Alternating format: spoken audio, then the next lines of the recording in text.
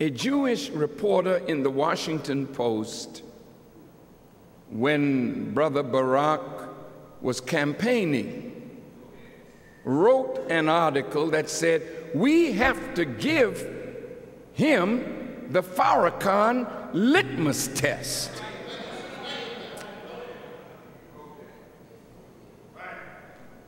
That was picked up by Mr. Abraham Foxman of the ADL, the Anti-Defamation League of B'nai B'rith.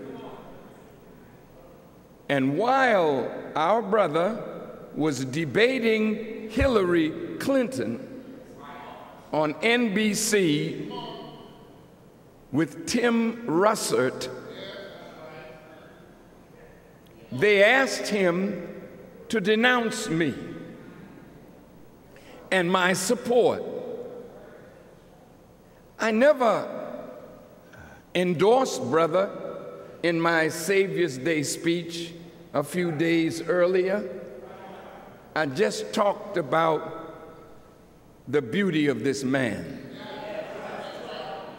and that we should not look upon him as the black president and don't expect him to be the black president. But that man had a passion that he wanted to pull black and white together because that's his mom, that's his dad, that's America. He hated division. He wanted to be the American president. And so I said, if you want a black man to fight for black causes, look to us. Reverend Al Sharpton, Reverend Jackson, Farrakhan, NAACP, that's what we're set up for. But that man didn't become the CEO of the corporation called the United States of America to champion black causes. And it is unjust of him to think of him like that, although we should expect for him to use his bully pulpit to speak up for a people from whom he has come for the cause of justice. We expect him to open doors, but we have to be qualified to go in after he opens the door. Brother Barack did not want to condemn me.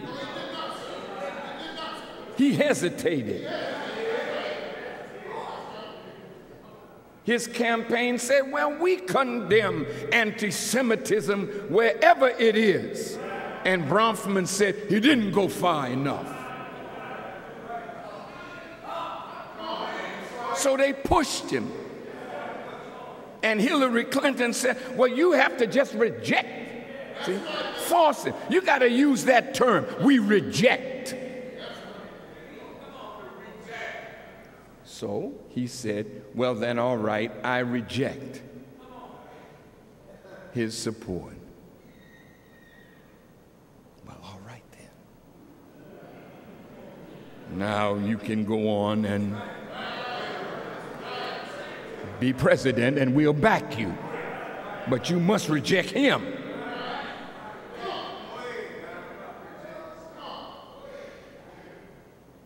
Even many black leaders were afraid to come close to me.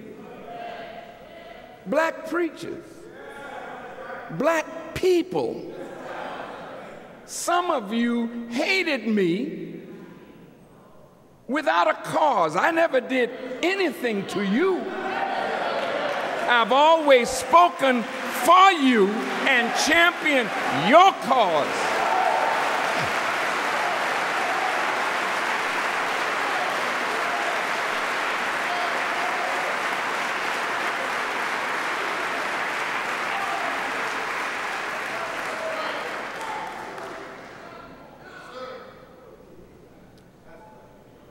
However, it is because of the power, influence, and money of the Jewish community that makes black people afraid to speak up for the hurt that we have received from the hands of some of their people, afraid to associate with those that they dislike. This is true. So, when I wrote a letter to Mr. Foxman and we put out 2 books, this one, The Secret Relationship Between Blacks and Jews, Volume 1. The Secret Relationship Between Blacks and Jews, Volume 2, How Jews Gain Control of the Black American Economy. Wouldn't you like to know how? Wouldn't you like to understand why everybody else comes to America and goes to the front, and we've been here longer than anyone else and are still so far behind? Don't you want to know what happened to you?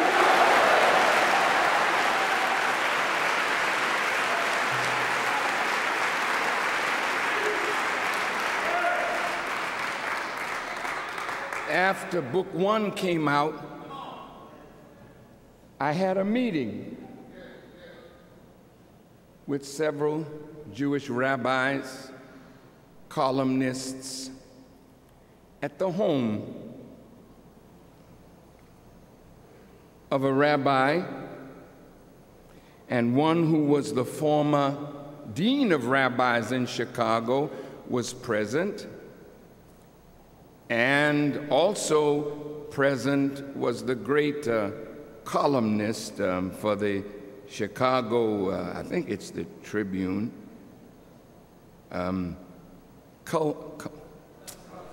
Cupsinet, and others.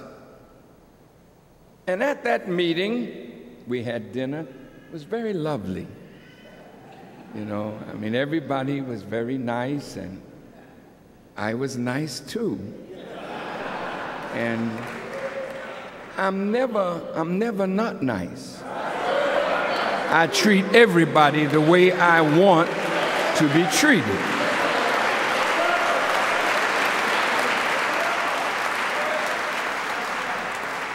However, after dinner,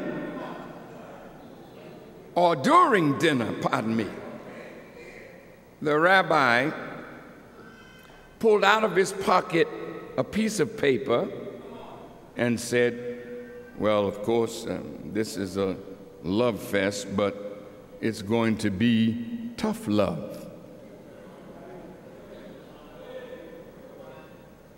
And he said, this is what we expect of you if you want to be our friend.